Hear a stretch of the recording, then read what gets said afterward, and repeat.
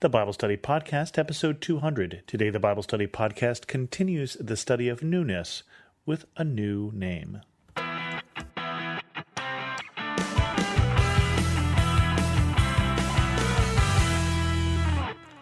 Welcome to the Bible Study Podcast, and first let me say thank you to all of you who have been listening for some time. 200 is a significant milestone episode, but I'm probably not going to do a whole lot here other than just acknowledge that it is here, and we'll move on to the study of newness. I've got a layout now of probably about 5 or 6 different episodes coming up in this particular study, and I want to start today with John 1. And in John 1, we get Jesus meeting some of the early disciples. And we start with John the Baptist in verse 35. The next day, John was there again with 2 of his disciples. When he saw Jesus passing by, he said, "Look, the Lamb of God." When the 2 disciples heard him say this, they followed Jesus. Turning around, Jesus saw them following and asked, "What do you want?" They said, "Rabbi," which means teacher, "where are you staying?" "Come," he replied, "and you will see." So they went and saw where he was staying, and they spent that day with him. It was about 4 p.m. Andrew, Simon Peter's brother, was one of the 2 who heard what John had said and who had followed Jesus. The first thing Andrew did was find his brother Simon and tell him, "We have found the Messiah," that is, the Christ, and he brought him to Jesus. Jesus looked at him and said, "You are Simon, son of John. You will be called Cephas," which, when translated, is Peter. I've always thought that this was a very odd encounter. So 2 of Jesus' disciples were professional disciples. They had been disciples before Jesus of John the Baptist. And those 2 are Andrew, the brother of Peter, and John, who doesn't name himself. When John ever lists a set of disciples and there's another one that doesn't get named, that's John. And so we have in this John and Andrew who are with John the Baptist, and he says, "Look, the Lamb of God." And so they follow Jesus. They start following Jesus because John the Baptist has been pointing them in the direction of Jesus. And the first thing Andrew does is he gets his brother, and he says, "Come see. Come meet this guy. You've got to meet this guy. We've talked to him, and he's the Messiah. He's the Christ. He's the anointed one of God." Now, what they are expecting the Christ to do, what they're expecting the Messiah to do is not clear. It's later on, we probably think that they're looking for the one who's going to drive out the Romans. There's some evidence to that, but whatever we know, they see something special in this, and Andrew, being a good brother, says, "I want to introduce Peter to Jesus." And the first thing that Jesus does is he says, "Hi, your name is Simon. I'm not going to call you Simon. I'm going to call you Peter." Now, try this at the next cocktail party you go to. Get introduced to someone, have them say, "Yes, Bob, I'd like you to meet Andrew." "Oh, Andrew, that's an interesting name. I'm going to call you Luke." And see how many friends you pick up at the cocktail party. Because this is an unusual behavior. This is something that we don't expect. But we have to understand that when the Bible talks about names, it talks about it with significance. When the Hebrew people, for instance, talked about the name of God, when they write it down, they wrote it down without the vowels because it was very special. So that's why sometimes we say Yahweh and sometimes Jehovah. It depends which vowels you write down, which pronunciation you get. Because a name of something had significance, it told you more about the person. It held power. It held some of the properties of the person in the name. And so when we say things like, "Whoever calls on the name of the Lord will be saved," what we're saying is whoever calls on God, whoever calls on his power and authority will be saved. There is something important in the Bible about names. And so it's interesting that Jesus meets the person who will become really the spokesperson for his disciples, to whom he'll at one point turn and say, "You are Peter, and on this rock I will build my church." An important person in the early church for sure. And the first thing he says when he meets him is, "I'm going to change your name." Jesus is in the business of change, and this is a symbolic act that points to that business of change. Now, later on, Jesus will turn to Peter and say, "Come follow me, and I'll make you fishers of men. I'm going to change your name. I'm going to change your occupation." He walks up to Matthew and says, "Follow me." And he's no longer tax collector, hated person who is working for the occupying government, but disciple, student.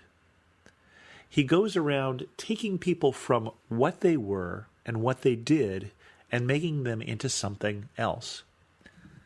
The reason that I point that out is it is my conviction that God is still in the business of newness, that God is still in the business of making things new, and especially of making people new, that God indeed has a new name for you. Now, I can back that up. You may or may not remember that when we were studying the book of Revelation, which we just did, there were two particular verses that had to do with names. First one from Revelation 2, verse 17. "Whoever has ears, let them hear what the Spirit says to the churches. To the one who is victorious, I will give some of the hidden manna. I will also give that person a white stone with a new name written on it, known only to the one who receives it." Interesting. Again, names had power and names had significance, and God is saying, to the one who is overcoming, I will make you something new. I'm creating something that no one else knows. And again from Revelation 3, verse 12, "The one who is victorious, I will make a pillar in the temple of my God. Never again will they leave it. I will write on them the name of my God and the name of the city of God, the New Jerusalem, which is coming down out of heaven from my God, and I will also write on them my new name." Interesting. There's something significant about names. There's something significant because Jesus, as he meets Peter, and God, as he meets us, is looking to rename us. The prophet Isaiah in Isaiah 62:2 said, "The nations will see your vindication, and all the kings your glory. You will be called by a new name that the mouth of the Lord will bestow." Now, Isaiah, you may remember, was a prophet, and prophets are in the business predominantly of correcting people. So this is something that is coming from Isaiah 62, and it's talking about Zion, or Jerusalem's new name, because God is going to restore Jerusalem that has turned away from him. And so God looks forward to the restoration of Jerusalem and to this newness. You have sullied your name. You have brought a bad reputation to that name. You have done things that bring disgrace to that name. As I grew up, my father used to talk about the family name, and he used to talk about it not as something noble or great. We certainly come more from cowboys and farmers than we do from kings or princes. But that somehow I got the impression that my family had handed to me a good name, a name that was respected, if not honored, respected, that it was a respectable name, that one of the things I should do is not to cause disgrace to come to that name. I don't remember him ever giving me any great speeches about that, but I got that impression that there was a legacy coming to my family. And I get the sense here from this Isaiah passage that they have spoiled that legacy, that the city of God, Jerusalem, Zion, has become a place that doesn't worship God, but that God is going to give them a new name, that God is going to give them a fresh start. Again, it is my contention that God is still in the business of newness, that God is still in the business of giving each of us a new start, each of us a new name.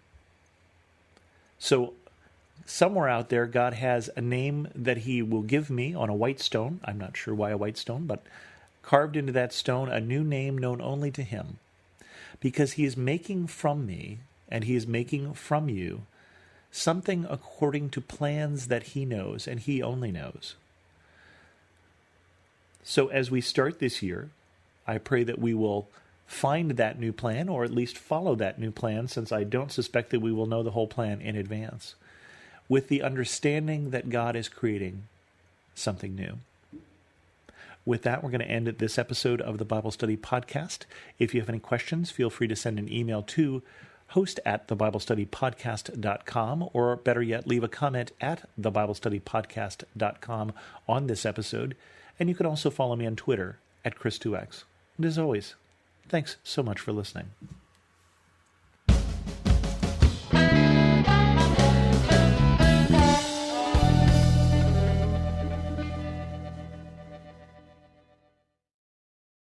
For some of us, personal finances aren't just personal. They include loved ones, neighbors, the communities we call home, and the causes we hold in our hearts. At Thrivent, planning your finances is bigger than just money. We help you put your plans into motion and faith into action so you can do more for the ones in your heart. Because sometimes all you need to make a difference is someone to help you make it happen. Thrivent, where money means more. Connect with us at Thrivent.com.